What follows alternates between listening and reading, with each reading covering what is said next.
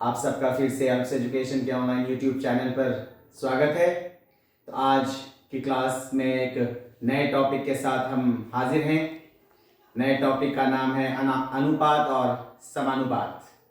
हम लोग अपने बचपन को याद करिए कि क्लास 6, 7 क्लास में अनुपात और समानुपात पढ़े थे। हम तमाम शिक्षक भाई और बंधुओं से ये कहेंगे कि आप कॉपी फिर से खोल लीजिए, अपनी कॉपी के ऊपर में एक टॉपिक डाल लीजिए, अनुपात और समानुपात। इंग्लिश में बोलते हैं रेशियो एंड प्रोपोर्शंस। क्या बोलते हैं? Ratio and proportion. तो अनुपात और समानुपात में बहुत बेसिक कुछ है नहीं, बहुत ज़्यादा, बस इस पे आधारित जो महत्वपूर्ण प्रश्न हैं इसको हम लोग देखेंगे। और अनुपात किसको कहते हैं, समानुपात किसको कहते हैं, इस पे थोड़ी सी बात हम कर लेते हैं।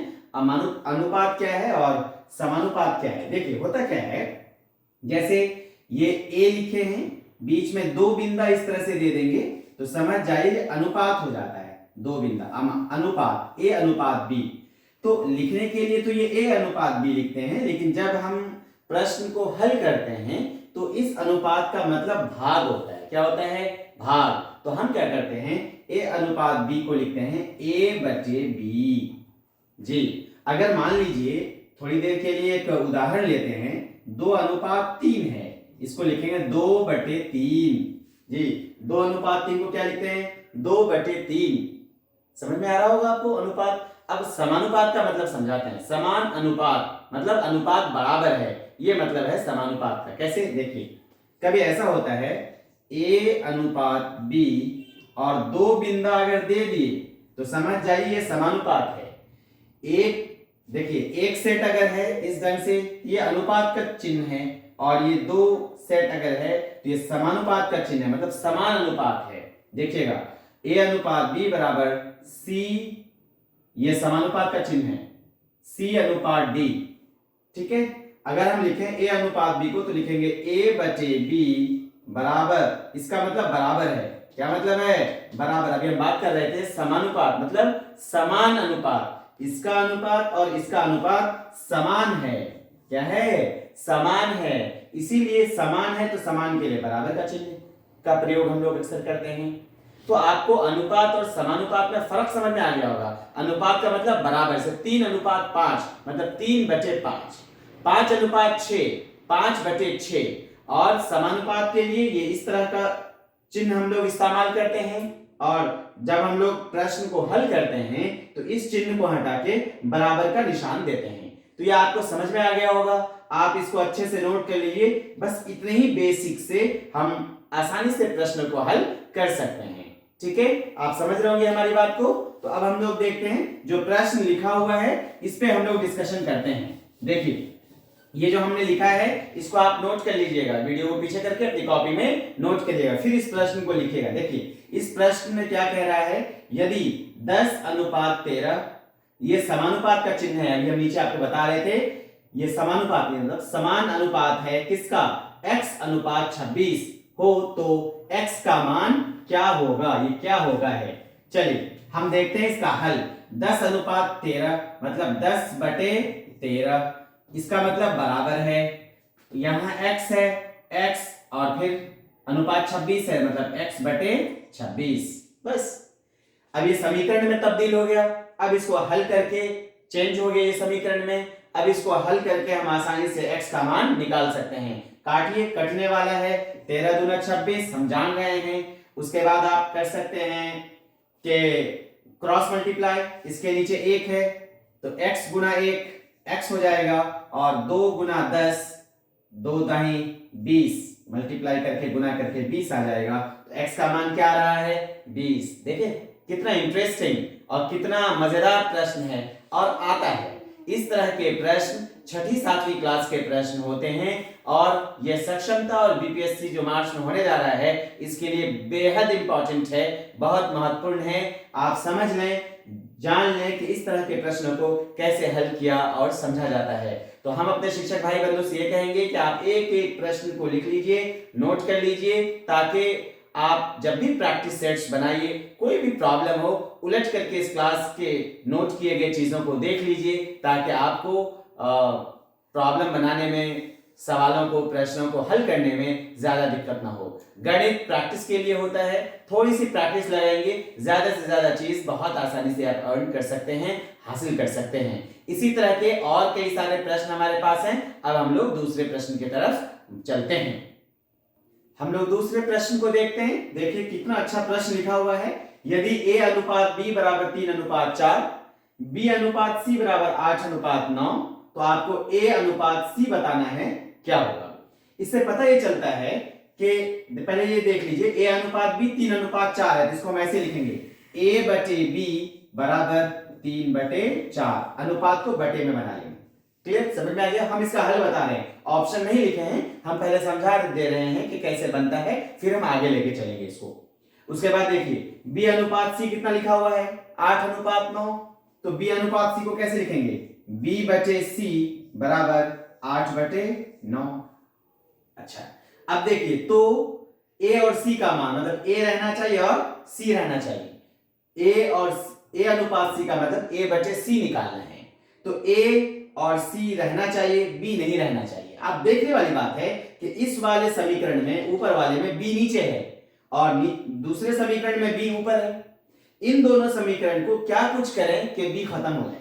जब भी इस तरह के अनुपात में सवाल आ जाए कि a अनुपात b मालूम है, b अनुपात c मालूम है, a अनुपात c निकालना है, या कभी ऐसा आ जाए a अनुपात b मालूम है, b अनुपात c मालूम है और c अनुपात d भी मालूम है और a अनुपात d निकालना है, तो इसका मतलब बीच का जो भी संख्या है वो कैंसिल हो जाना चाहिए, खत्म हो जाना चाहिए। इसके लिए हम लोग क्या करते हैं, अनुपात को बटे में बदलते हैं।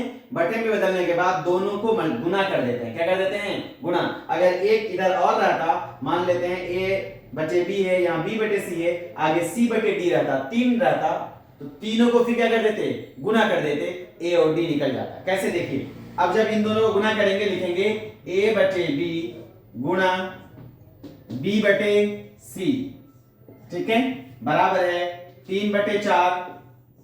देखिए a बटे b अगर पहले लिखे हैं तो a बटे b क्या है, 3 बटे 4, तो इधर 3 बटे 4 ही पहले लिखेंगे, फिर गुणा b गुणा c, b बटे c कितना है, 8 बटे 9, यहाँ लिखे 8 बटे 9। इसको हल कर दीजिए, बस आंसर आ जाएगा। ठीक है, देखिए b से b कटा, ऊपर क्या आ गया a और नीचे c, बराबर, अब काटिए, 4 दूना 8, 3 तिया 9, तो a बटे c, ऊपर क्या बच गया 2 और नीचे क्या बच गया 3, तो a बटे c 2 बटे 3 आ गया, तो हम कहेंगे a अनुपात c बराबर 2 अनुपात 3 है। ये आंसर है। इस तरह के प्रश्न को खूब ध्यान से समझिएगा, इसलिए समझने की जरूरत है। a अनुपात b है, b अनुपात c मालूम है, a अनुपात c निकालना है। a अनुपात b को भाग में बना लिया, b अनुपात c को भी भाग में बना लिया और दोनों को गुणा कर दिया, बहुत आसानी से निकल जाता है। इसी तरह के और दूसरे प्रश्न को भी हम लोग देखते हैं। देखिए दूसरा हम और प्रश्न लेते हैं उसी तरह का। यदि a अनुपात b बराबर 3 अनुपात 5 है, b अनुपात c 6 अनुपात 9 है, तो a अनुपात c क्या होगा। पहले ये प्रश्न है, ये प्रश्न सेम इससे जस्ट पीछे वाला जैसा प्रश्न है, पिछला प्रश्न हम लोग बनाए थे। a अनुपात b को लिखेंगे a बटे b, देख लीजिए a बटे b बराबर 3 बटे 5 और b अनुपात c 6 अनुपात 9 है, तो उसको क्या लिखेंगे b बटे c बराबर 6 बटे 9। a और c निकालना है। अब आपके जहन में ये बात आ गई होगी कि इन दोनों को क्या करना पड़ेगा। a और c निकालने के लिए जाहिर है दोनों को गुणा करना पड़ेगा, तो इसको गुणा करिएगा। हम लिखेंगे a बटे b गुणा b बटे c बराबर 3 बटे 5 गुणा 6 बटे 9। अब यहां से b से b कट गया, तो ऊपर a नीचे c बराबर, यहां अगर जो कटने वाला है काट दीजिए, नहीं कटने वाला है तो गुणा करके लिख दीजिए, तो जाहिर है कटेगा। 3 एकम 3, 3 तिया 9, 3 से 3 दूना 6, ऊपर 2 एकम 2 और नीचे 5, 2 बटे 5। इसका पता चला कि a अनुपात c बराबर 2 अनुपात 5 है। तो a अनुपात c आप सीख लिए। एक ही प्रश्न में दो प्रश्न छुपा हुआ है, ये तो पुराने जैसा था, ये हम देख लिए। ये एक नई चीज अभी हम आपको फिर बता रहे हैं, बहुत ध्यान से समझिएगा। a अनुपात b अनुपात c निकालना है। और अभी ये प्रश्न और ये प्रश्न दोनों में अगर तुलना किया जाए कौन ज्यादा महत्वपूर्ण है और परीक्षा के पॉइंट ऑफ व्यू से कौन सा ज्यादा महत्वपूर्ण है, तो हम इस पर हाथ रखेंगे कि ये प्रश्न ज्यादा आता है। ठीक है, तो देखिए कैसे करते हैं। ए अनुपात बी अनुपात सी निकालना, पहले ये इसका टेक्निक समझिए कैसे करते हैं।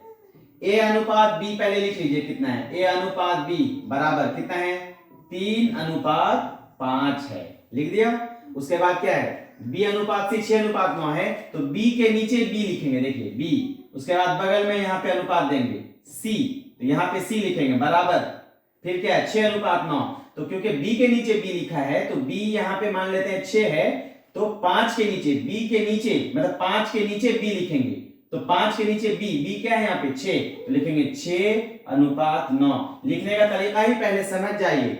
ए अनुपात बी पहले लिख लेंगे, उसके बाद बी अनुपात सी को बी के नीचे बी, उसके बगल में अनुपात, फिर सी बराबर दे देंगे। फिर क्योंकि एक छोड़ के लिखे हैं बी, तो वैसे ही एक छोड़ के हम 6, फिर बगल में अनुपात 9, जाहिर शिफ्ट कर जाएगा, एक अंक उधर घसक जाएगा। ठीक है, तब हम लोग ए अनुपात बी अनुपात सी कैसे निकालते हैं समझिएगा। हम क्या करते हैं, यहां लिखते हैं ए अनुपात, ये ए हो गया, बी बी 2 बार है तो एक बार बी लिखेंगे, और यहां बचा सी, ए अनुपात बी अनुपात सी बराबर। अब टेक्निक देख लिखने का, 3 को 6 से गुणा करेंगे, ऐसे ये 3 6 से गुणा होगा, फिर ऐसे सामने सामने गुणा होगा, फिर ऐसे बना के गुणा होगा। देखिए गुणा करने का टेक्निक देखिए, 3 पहले 6 से गुणा होगा, तो 3 छक्के 18, अनुपात 5 6 से गुणा होगा, 5 छक्के 30, फिर अनुपात 5 9 से गुणा होगा, 9 पचे 45, जी हो गया, बस काम हमारा हो गया। ए अनुपात बी अनुपात सी आ चुका है।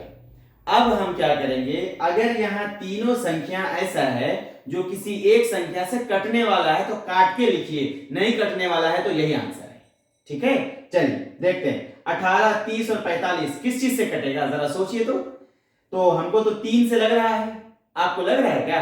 3 छक्के 18, 3 दाही 30 और 3 पचे 15 तिया 45, तो हम लिख सकते हैं 3 छक्के 18, 3 दाही 30 और 15 तिया 45। 3 से कट किया, नहीं कटता तो यही आंसर था, लेकिन कट रहा है तो काट के लिखेंगे।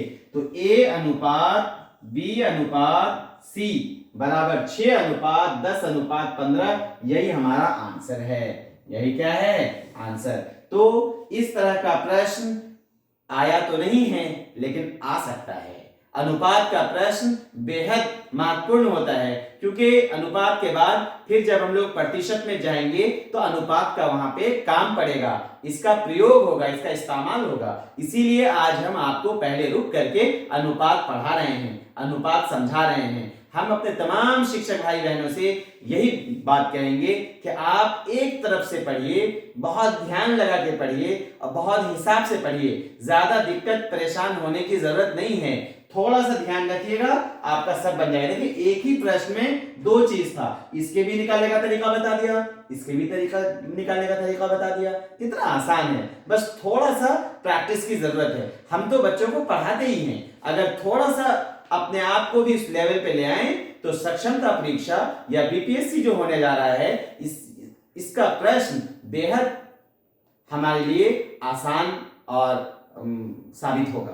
थोड़ा सा हिम्मत करने की जरूरत है, थोड़ा सा गणित के ऊपर मेहनत करने की जरूरत है, ध्यान देने की जरूरत है। अक्सर हम लोग गणित को इस वजह से हाथ नहीं लगाते हैं कि हमसे तो गणित नहीं होने जा रहा है, हम तो और बना लेंगे, सामान्य अध्ययन कर लेंगे और दूसरे सब्जेक्ट को कर लेंगे। बिल्कुल आप कर लेंगे, लेकिन गणित को छोड़कर अच्छा नंबर लाना थोड़ा मुश्किल है। अगर आप गणित भी लगा दें, अगर मान लेते हैं कि 17 18 20 22 क्वेश्चन गणित का आ जाता है और गणित के 15 17 18 20 22 क्वेश्चन अगर हम हल कर देते हैं ज्यादा से ज्यादा, तो बताइए हमारा रैंक कहां चला जाएगा। गणित आपको टॉप पे लेके जा सकता है। ठीक है, तो हम आपको इसलिए गणित के लिए थोड़ा सा मोटिवेट कर रहे हैं कि आप हमारे साथ चलिए, हमारे साथ साथ चलिए। जब हम आपकी जिम्मेदारी ले ही लिए हैं तो और आपको परेशान होने की जरूरत नहीं है। ठीक है, तो हम लोग इस प्रश्न को आप ध्यान से नोट कर लीजिए अपनी कॉपी में, चाहे स्क्रीनशॉट ले लीजिए, वीडियो को बार बार देखिए, फिर हम दूसरा प्रश्न लेते हैं। हम लोग दूसरे प्रश्न की तरफ चलते हैं। ध्यान से देखिए प्रश्न क्या कह रहा है। यदि a अनुपात b 3:4 है, बी अनुपात सी 8:9 है, सी अनुपात डी 12:13 है, तो ए अनुपात डी, देखिए ए और डी एकदम पहला वाला और आखिरी वाला बचना चाहिए, बीच का सब खत्म हो जाना चाहिए। तो अब आप जरा अपने से दिमाग लगाइए कि कैसे कर सकते हैं। बिल्कुल आप पहले किए हैं ऐसा, तो ज्यादा टेंशन लेने की जरूरत नहीं है। आप ऐसे करिए, ए अनुपात बी है तो क्या लिखेंगे, ए बटे बी बराबर 3/4 बता चुके थे आपको। बी अनुपात सी 8:9 है तो लिखेंगे बी बटे सी बराबर 8:9, तो 8/9। सी अनुपात डी तो सी बटे डी बराबर 12/13। तो जाहिर है ये दोनों था तो इन्हीं दोनों को गुना करके हम लोग ए और सी निकाल लेते थे। अब 3 है तो जाहिर है तीनों को गुना कर दीजिए। क्या कर दीजिए, तीनों को गुना, मतलब ए बटे बी गुना बी बटे सी गुना सी बटे डी। तो देखिएगा कि बी और सी कैंसिल होकर के ए और डी बच जाएगा। ए बटे डी इधर गुना होगा 3/4 गुना 8/9 गुना 12/13 और सब गुना होकर कटपीट के आंसर आ जाएगा। आप इसको निकालिएगा, ये आपके लिए होमवर्क है, होमवर्क है। बना करके आंसर लगा करके कमेंट बॉक्स में जरूर लिखिएगा। हम इंतजार करते हैं आप लोगों का, क्योंकि हम जो क्वेश्चन देते हैं हमारी ख्वाहिश होती है कि आप जरूर उसको बनाएं और बना करके कमेंट बॉक्स में आंसर लिखें, ताकि हमको पता चले कि बिल्कुल आप क्लास का रिस्पांस ले रहे हैं और आंसर लिख रहे हैं, तो आप अब समझ भी रहे हैं। जब हम आप शिक्षक हैं, हम समझते हैं कि जब हम बच्चों को कई बार पढ़ाते हैं और बच्चे को होमवर्क देते हैं तो वो अगर करता है, बताता है, समझाता है, तो शिक्षक के अंदर अलग से ऊर्जा पैदा होती है ताकि वो बता सके, वो ज्यादा मोटिवेट, शिक्षक भी मोटिवेट होते हैं बच्चों के रिस्पॉन्स से। ऐसे ही हम आपसे मोटिवेट होते हैं। अगर आप गणित के कुछ गृह कार्य को कर लेते हैं तो इससे हमको लगता है कि नहीं, हमारी जो मेहनत है वो सही दिशा में जा रही है। तो फिर हमको और नया नया प्रश्न लाना, संग्रह करना, क्योंकि इसमें समय लगता है, समय देने में अच्छा लगता है। तो हम आपके लिए सब कुछ करने को तैयार हैं। बस आप एक काम कर लीजिए, अगर आप चैनल पर नए हैं तो जल्दी से इसको लाइक कर दीजिए, सब्सक्राइब कर दीजिए और इसको शेयर कर दीजिए। शेयर करना नहीं भूलिएगा। आप लोग बिल्कुल शेयर नहीं करते हैं, आप बिल्कुल लाइक नहीं करते हैं। थोड़ा सा लाइक कर दीजिए, अच्छा रहता है। ठीक है, तब तक हम लोग दूसरे प्रश्न की तरफ चलते हैं। देखिए कितना अच्छा प्रश्न लिखा हुआ है, बिल्कुल एक नया कॉन्सेप्ट अनुपात और समानुपात के अंदर हमारे पास आया हुआ है। 8 तथा 18 का मध्यानुपाती निकालें। मध्यानुपाती को अंग्रेजी में मीन प्रोपोर्शन कहते हैं। हमारे वो शिक्षक बंधु जो अंग्रेजी पे भी ध्यान देते हैं, उनके लिए इस टर्म्स को अंग्रेजी में हम मीन प्रोपोर्शन कहते हैं, मध्यानुपाती। तो ध्यान देने वाली बात है कि मध्यानुपाती कैसे निकालते हैं। यदि दो संख्याएं दी हों और आपको इसका मध्यानुपात निकालना हो तो मध्यानुपात निकालने का फॉर्मूला ये होता है, हम यहां पे लिख रहे हैं मध्यानुपात। मध्यानुपात निकालने का फॉर्मूला होता है √a गुणा b। ये फॉर्मूला है, √a गुणा b। तो a पहली संख्या, b दूसरी संख्या। अब इसका मध्यानुपात 8 और 18 का मध्यानुपात निकालना है तो हम निकालेंगे √8 गुना 18। 8 गुना 18। अब पहाड़ा पढ़िए, √8 गुना 18 मतलब 18 × 144। हाँ 144, और 144 का वर्गमूल हम लोग पढ़ चुके हैं वर्ग और वर्गमूल वाले में। ठीक है, आपको बिल्कुल याद होगा। तो 144 का वर्गमूल मन ही मन बताइए अब क्या होगा जी, लिखिए कमेंट बॉक्स में, लिख सकते हैं, बताइए क्या होगा। 12 होगा। 12 × 144, तो आंसर चेक कर लीजिए कहां है, 12 हो गया। बस ये याद रखना है, और बहुत ही बर्निंग क्वेश्चन है, जलता हुआ क्वेश्चन, समझिए आग लगा देगा ये क्वेश्चन इस बार बीपीएससी में आएगा ही आएगा, एकदम ध्यान रखिएगा, क्योंकि पूछा नहीं गया है। जो प्रश्न पूछा नहीं गया है उस पर ज्यादा खतरा मंडराता है कि अब तक नहीं दिया गया है, अब दिया जा सकता है। इसलिए हम आपसे कहेंगे कि आप इस कॉन्सेप्ट को एकदम याद रखिएगा। मध्यानुपात को अंग्रेजी में मीन प्रोपोर्शन कहते हैं। अब हम लोग दूसरे प्रश्न की तरफ चलते हैं। चलिए दूसरा प्रश्न हम लोग देखते हैं। तो आप देख रहे हैं कि दूसरा प्रश्न अनुपात ही पर है, लेकिन क्या है कि भाषा आधारित प्रश्न है। भाषा को पढ़ के समीकरण बनाना है और फिर इसको हल करना है। कैसे, देखिए, शोभा तथा संतोष की मानसिक आय का अनुपात 4:3 है। हम प्रश्न पढ़ देते हैं, आप नोट कर सकते हैं अपनी कॉपी में प्रश्न को। शोभा तथा संतोष की मानसिक आय का अनुपात 4:3 तथा खर्च का अनुपात 5:3 है। यदि वर्ष के अंत में प्रत्येक की बचत 150 रुपए है तो शोभा की मासिक आय ज्ञात करें। ठीक है, चलिए अब हम देखते हैं क्या कहता है, कैसे करेंगे। हम जान रहे हैं कि इन दोनों का जो मानसिक आय है वो 4:3 है। देखिए 4:3, 4:3 ये आय है, मतलब इनकम है उसका। शोभा तथा संतोष, ये शोभा है और ये संतोष है। तो अगर हम पहले भी पढ़े हैं कि अनुपात हटाते हैं तो एक हम किसी भी अचर से गुणा कर देते हैं। मान लेते हैं वो x है, दिया जाता है 4x, दिया जाता है 3x, अलग अलग हो गया। ये दोनों के इनकम का अनुपात है, आय है, मानसिक आय। अच्छा, 150 रुपए बचत, लेकिन खर्च का अनुपात है 5:3, ये खर्च का अनुपात है। और 150 रुपए बचाता है दोनों आदमी, है ना, प्रत्येक की बचत 150 रुपए है। तो अब क्या है कि खर्च में अगर बचत को माइनस कर दें, खर्च जितना इनकम है मेरा, इनकम में और जितना हम बचा रहे हैं उसको माइनस कर दें तो क्या रहेगा, खर्च आ जाएगा। देखिए 4x हमारा इनकम है, हो गया, बचा रहे हैं 150, उसमें माइनस कर दें 150, 150 रुपए माइनस कर दें तो क्या मिलेगा, कितना हमने खर्च, जैसे ये हमने इनकम है और ये हमारा बचत है, इनकम में से बचत को खर्च करेंगे, बचत को माइनस करेंगे तो खर्च आएगा ना। तो खर्च कितना कर रहा है, 5, तो अनुपात में है तो इसका बटे, ये तो एक, ये हो गया शोभा का। अब संतोष का देखते हैं। संतोष 3x कमाया और 150 रुपए बचाया, तो कमाई में बचाई माइनस कर दीजिए, मतलब बचत को माइनस कर दीजिए तो क्या बचेगा, खर्च बचेगा। तो खर्च, ये खर्च है किसका, शोभा का, और ये खर्च है किसका, संतोष का। तो खर्चे का अनुपात अब हम निकालें, और खर्चे का अनुपात किताब क्या कहता है, 5:3, मतलब दैट इज इक्वल टू 5/3, मतलब 5/3 के बराबर होगा। अब देखिए रैखिक समीकरण बन गया ना। तो हम क्या किए, कुछ नहीं किए, देखिए आय में से बचत को माइनस किए, खर्च आ गया, ये खर्च है, और फिर आय में से बचत को माइनस के खर्च है, तो खर्च का अनुपात 5:3। बस इसको जैसे रैखिक समीकरण को हल करना बताए हैं, कोना कोना गुना करिए, x वाला एक साथ करिए, बिना x वाला एक साथ करिए, इसको हल करिए, हल करके आंसर निकालिए, आपका आंसर बिल्कुल सही आएगा। ठीक है, आप आंसर बना करके हमको लिखिएगा तो बताएंगे कि क्या है। ठीक है, हम आपका इंतजार करेंगे, जब तक हम लोग दूसरे प्रश्न को देखते हैं। देखिए कितना अच्छा प्रश्न है ये, दो संख्याओं का अनुपात 7:9 है। देखिए दो संख्या है जिसका अनुपात 7:9 है। तो हम पहले भी बताया कि अनुपात हटता है, तो थोड़ी देर लिए समझने के लिए मान लीजिए कि x से गुणा कर देते हैं। ठीक है, तो x से गुणा कर दिए, एक हो गया 7x और एक हो गया 9x।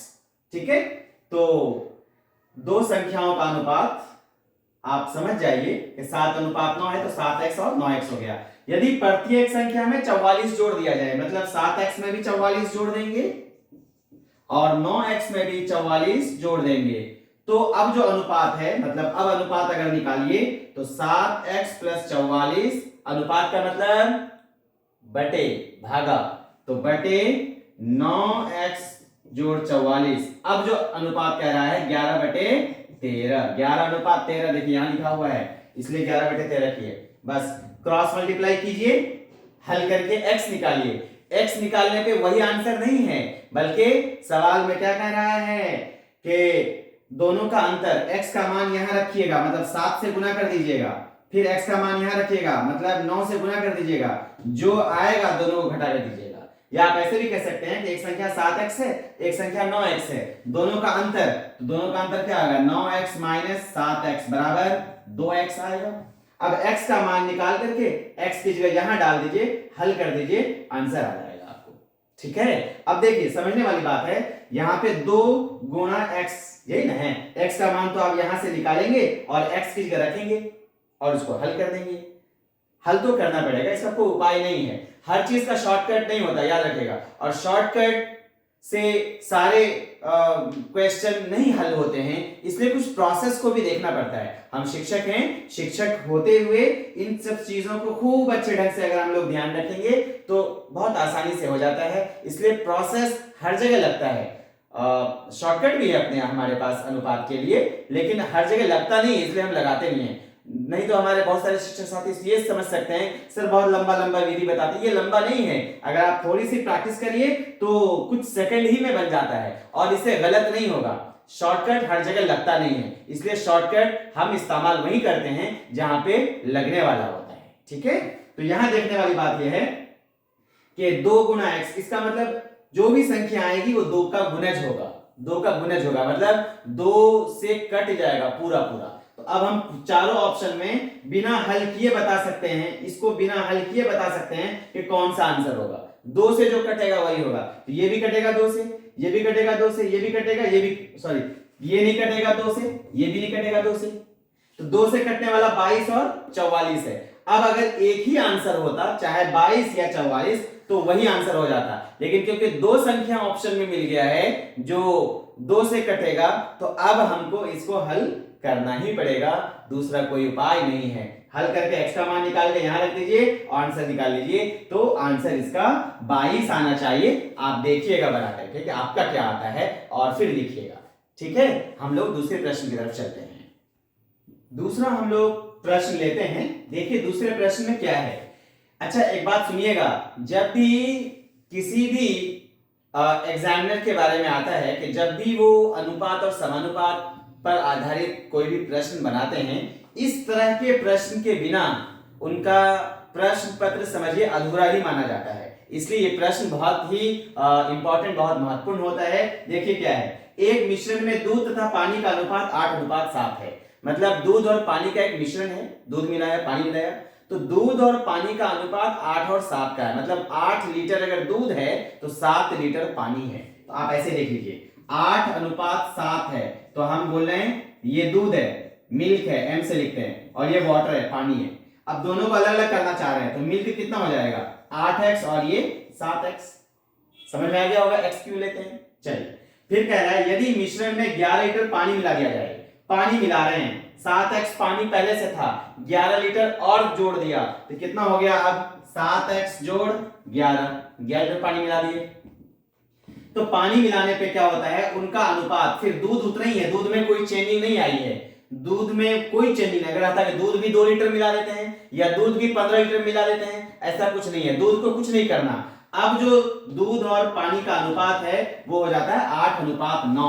तो अब हम लिखेंगे 8x दूध बटे पानी 7x जोड़ 11 बराबर 8/9। समीकरण तैयार है, बस इस समीकरण को हल करिए और आंसर पाइए। तो x निकलेगा, तो x निकाल करके यहां पे रखेंगे, मतलब 8 से गुना कर देंगे x को, तो समझ जाइए कि दूध का कितना क्वांटिटी है वो निकल जाएगा, कितनी मात्रा है, और 7x का मान यहां डाल दीजिए, तो 7 से गुना करने से आपको पानी की मात्रा कितनी है वो निकल जाएगी। तो आपसे यही पूछा गया था पहले मिश्रण में, पहला मिश्रण यही है, पहले मिश्रण में दूध की मात्रा ज्ञात करें। आपको समझ में आ गया होगा, आप बहुत आसानी से आंसर निकालिएगा। ऑप्शन लिखा हुआ है, अगर इन तीनों में कोई नहीं आएगा, मतलब 66 भी नहीं मान लेते हैं, 44 भी नहीं, 54 भी नहीं, तो इनमें से कोई नहीं दिया हुआ है, आप बना करके हमको बताइएगा। देखिए कुछ नहीं करना था, हम आपको समीकरण हल कर दिए, समीकरण बता दिए, बना दिए। अब इस समीकरण को जब आप हल करेंगे तो आसानी से आंसर तक पहुंच जाएंगे। तो इस तरीके से हम लोग जो है अनुपात और समानुपात पे आधारित लगभग प्रश्न बना लिए हैं। एक आध प्रश्न अगर अपने पास और होता है तो वो हम लोग देखते हैं। देखिए कितना अच्छा प्रश्न है ये, बिल्कुल आयु पे आधारित प्रश्न है। सोनी तथा विनीता की वर्तमान आयु 7:4 है। सोनी है, देखिए सोनी और विनीता, दो ये हम लेते हैं हल। देखिए इसका, सोनी और विनीता के आयु का अनुपात है 7:4, तो जाहिर है 7:4 है, अनुपात हटाते हैं तो 7x और 4x आ जाएगा। अब आगे कह रहा है इनकी आयु का योग 35 वर्ष है, मतलब 7x और 4x को जोड़ दिया जाता है, 7x जोड़ 4x बराबर 35। तो यहां से x का मान निकाल सकते हैं, 7 4 11, 11 तिया 33, तो x बराबर क्या आ रहा है 3, क्या आ रहा है 3 आ रहा है। अब हमसे कहा जा रहा है 3 अगर आ गया तो वर्तमान आयु निकाल सकते हैं, यहां डाल दिया x का मान 7 तिया 21 वर्ष, तो सोनी की वर्तमान आयु 21 वर्ष और 3 यहां डाल दिए, 4 तिया 12, तो ये आ जाएगा 12 वर्ष आ गया विनीता की आयु। ये दोनों समझिए कि वर्तमान आयु है, सोनी की भी और विनीता की भी। अब आगे कह रहा है 6 वर्ष पहले आयु का अनुपात। वर्तमान आयु अभी 21 साल की है सोनी, 6 साल पहले कितने साल की थी? तो 21 में 6 माइनस कर देंगे, कितना आ जाएगा बताइए? 21 माइनस 6 15, और 12 में ये भी 6 साल पहले देखेंगे विनीता की, तो 12 साल की है विनीता, कितने साल की होगी उस टाइम पे? 6 साल की होगी। 12 में 6 माइनस करेंगे 6 आ जाएगा। अब दोनों का अनुपात, इसका मतलब 15/6, काटिए 3 से, 3 दूना 6, 3 5 15, तो 5/2 का मतलब 5:2। ठीक है, देखिए आंसर आया 5:2, है ना?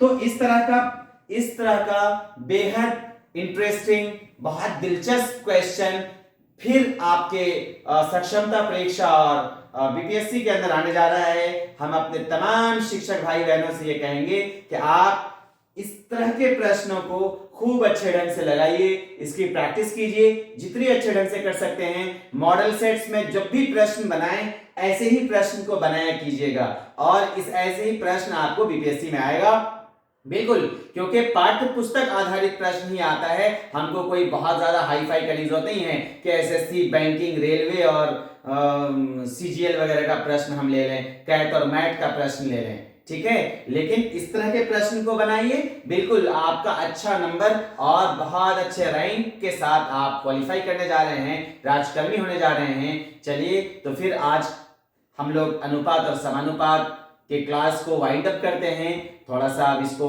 विराम चिन्ह लगाते हैं। अब एक नए टॉपिक के साथ कल हम आपके सामने हाजिर होंगे।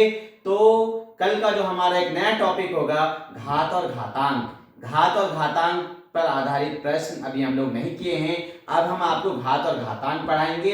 उसके बाद तब फिर हम घात और घातांक से आगे बढ़ेंगे, लाभ हानि प्रतिशत वगैरह पर चलेंगे। तब तक हमारा ग्राउंड तैयार हो गया है। अब हम जब उस प्रश्नों को लेंगे तो एकदम आपको दिक्कत नहीं आएगी। समय भी कम है, ज्यादा से ज्यादा प्रश्नों की प्रैक्टिस करिए, रात में जाग के थोड़ा ज्यादा देर तक कर लीजिए। गणित प्रैक्टिस की चीज है, प्रैक्टिस करेंगे याद रहेगा। चलिए, तब तक के लिए विदा होते हैं, और हम ये चाहेंगे कि जल्दी से आप वीडियो को लाइक कर दीजिए, शेयर कर दीजिए, सब्सक्राइब कर दीजिए, और आप अपनी दुआ हमको दे दीजिए। तब तक के लिए आपसे विदा होते हैं। खुदा हाफिज।